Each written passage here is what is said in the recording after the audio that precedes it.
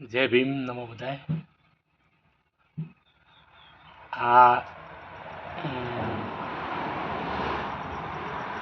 Video ઉતારવાનું કારણ મને લાગેલું એ લગભગ 30 ફૂટ અત્યારથી હું પડી ગયો એ જમણા પગની અંદર લાગેલું એ નિગામેન્ટની તકલીફ છે. ડૉક્ટરનું કહેવું કે તમે કદી હાજર નહીં થો. અમે ડૉક્ટર હોય તો અમે સ્વીકારી લે. આ રીતે ડૉક્ટરે કીધું હતું ઓપરેશન કરશો તો એ તમે હાજા હેડી નહીં શકો. 2 ઓપરેશન કરવા છતાંય તમારે ઘૂંટણ નખાયા સિવાય છતાંય તમે હાજા નહીં હેડી શકો. આ રીતે ડૉક્ટરનું કહેવું હતું. મેં લગભગ કેટલી ડૉક્ટર પાસે તપાસ કરાવી, અલગ અલગ ડૉક્ટર પાસે. બધા ડૉક્ટરનો એક જ જવાબ હતો, MRI કરાવી ને એની અંદર એવું બધું આવ્યું તમે હેડી નહીં શકો, હવે તમારે સંતોષ માની લેવાનું જીવનમાં, આવું કહેતા હતા ડૉક્ટરો. મારે એવો બનાવ તો કેટલાય બનેલા, પણ આ નવો બનાવ એક હતો. મેં નહોતો જ્યારે ચલાતો એટલી કરી તમે કસરત ના કરી, દવા ને એવું બધું લઈને ઘોડી ઉપર હેઠતો. ધીરે ધીરે ઘોડી ઉપર હેઠતો, થોડુંક કસરતનું રાખ્યું. લગભગ હાલ કસરત ચાલુ જ છે, કસરત કરવાનું ચાલુ છે હાલ. લગભગ હું કમ્પ્લીટ હાથથી હેડું એવું કમ્પ્લીટ શરીરમાં થોડો દુખાવો રહે છે, ખાલી કેટલો સામાન્ય 5%. બાકીનો બધો દુખાવો મટી ગયો અને હું કમ્પ્લીટ દોડી શકું છું, વજન ઉપાડી શકું છું, બધું કામ કરી શકું છું. પગની અંદર કોઈ તકલીફ તમને એવું લાગે છે કે ડૉક્ટરનું કહેવું કે એક નસ હાડકું લઈને ઉકળી ગઈ છે, એક નસ તૂટી ગઈ છે ગુડાની, તો આ બધું કોઈ એવું તમને લાગે છે કે એની અંદર આવું બધું બનાવ બનેલો છે?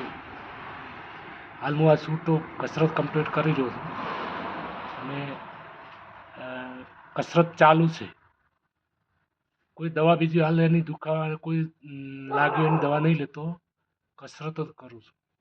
એટલે દરેકને, આખા ભારતમાં દરેક માણસને આવું કસરત કરવાની આદત રાખવી જોઈએ, તો શરીર નિરોગી થઈ જાય, કોઈ દાડો કોઈ બીમારી ન થાય. મારે લાગેલું હોય, આ કોટલો ભાગેલો હોય, માથામાં લાગેલું હોય, પગમાં લાગેલું હોય, કેટલું ભાગે તૂટમાં કોઈ બાકી નહીં રહ્યું. છતાંય હું હજી કમ્પ્લીટ મારી 48-50 વર્ષની ઉંમર લગભગ થાય, 49 વર્ષની ઉંમરે, તો હું કમ્પ્લીટ કસરતના લીધે કરી શકું છું, કમ્પ્લીટ બધું કામ કરી શકું છું, બધું આ ગાડી ચલાવું બધું કામ કરું જ છું. પણ આ કસરતના લીધે, દવાથી કોઈ નથી. ડૉક્ટર કે ઘૂંટણ બદલવા પડશે, કોઈ ઘૂંટણ કોઈ નહીં બદલ્યા. કમ્પ્લીટ હું હાજર થઈ ગયો કસરતથી. એટલે દરેકને કસરત કરવું જોઈએ, જેટલો બને એટલો 10-15-20 મિનિટ 10 મિનિટ ટાઈમ આપવો જોઈએ. રોજે એવું એમને સમજી લેવું જોઈએ કે આપણે રોજનું આવ્યું કામ કર્યા સિવાય શું રોજથી આવો જો દરેક માણસ માને તો કોઈ માણસ બીમાર થાય જ નહીં, બીમારી એને આવે જ નહીં. શરીર મસ્ત રહે, ઊંઘ સારી આવે, બધું જોરદાર રહે. હું આ કરું જ છું કાયમીનું કસરત. દર શિયાળાની અંદર મહિનો 1.5 મહિનો કસરત દાબીને કરવાનું, એટલે આખું વર્ષ સારું જાય. ફરીથી એવું લાગે શરીરમાં એટલે ફરીથી કરી દેવાનું, એટલે સારામાં સારું ઊંઘ સારી આવે બધું.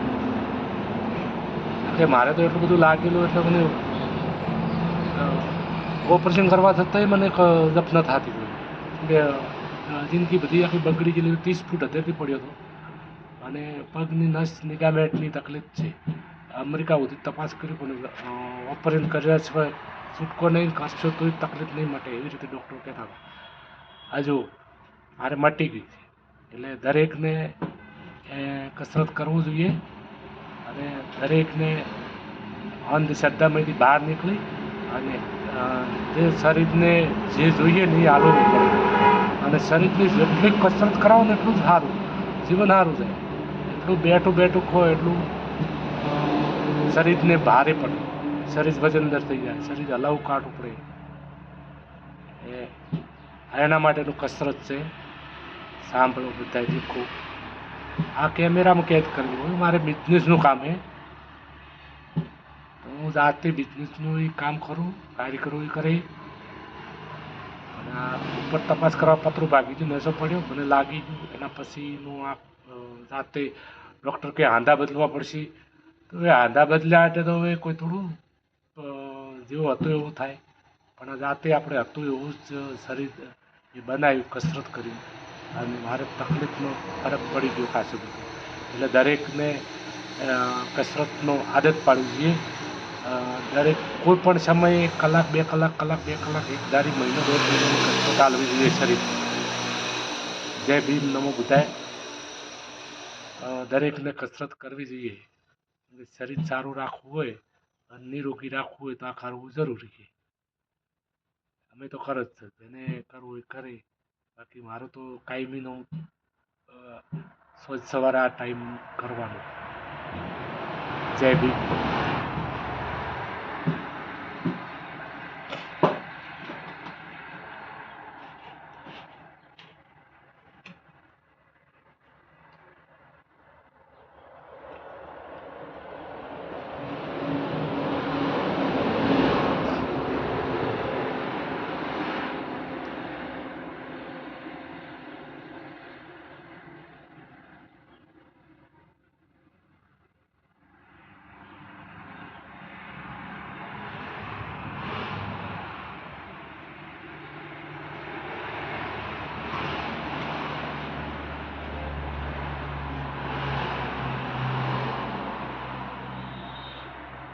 આ કમર માટેનું,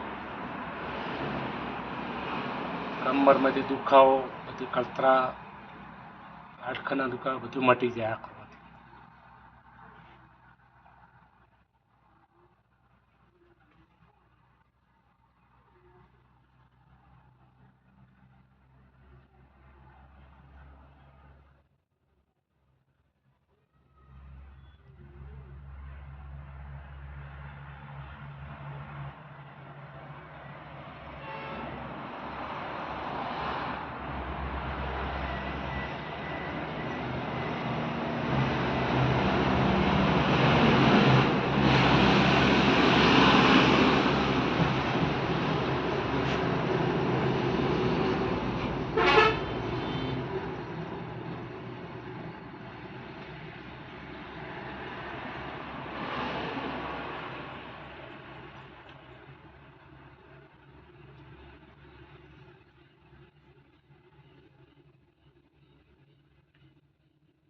આ હાથના કળતર, પાછળના અંગ, ગળાના દુખાવા, આ બધું એનાથી મટી જાય.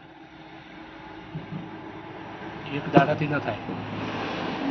લગભગ 15 થી 20 દિવસ એક ધારું આવું ચાલુ રાખવું પડે. હોય સવાર 2 ટાઈમ અડધો કલાક, ભલે 15 મિનિટનો આવો ટાઈમ લેવો પડે.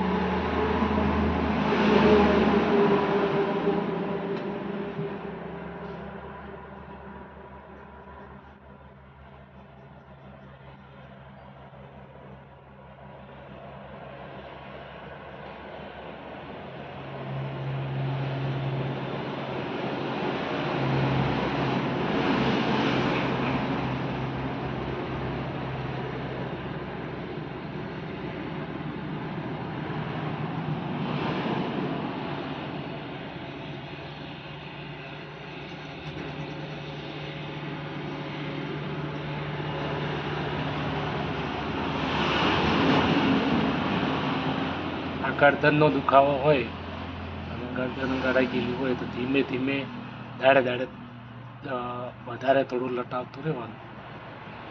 એકદમ વધારે દબાવવાની નહીં. ધીરે ધીરે જેમ વવરાય એટલે દબાવતું રહેવાનું, ફેરવતું રહેવાનું. ગરદનનો દુખાવો કમ્પ્લીટ બધું મટી જાય.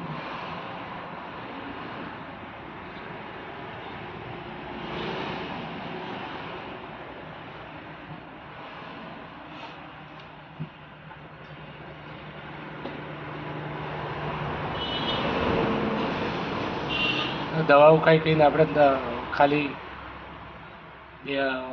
બેરો ખરો શરીરને, બાકી દુખાવા માટે નહીં. આ છે મૂળમાંથી દર્દ મટી જાય અને એકદમ ફૂલડા જેવું શરીર સવારે ઉઠતું રહે. આનાથી કોઈ મોટી દવા જ નહીં આવતી.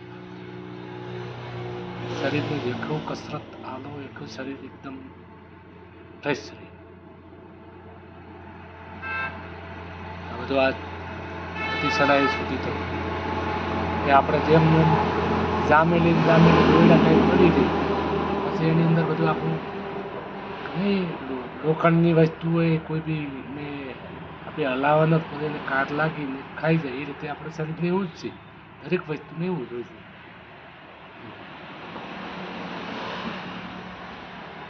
એ દંડ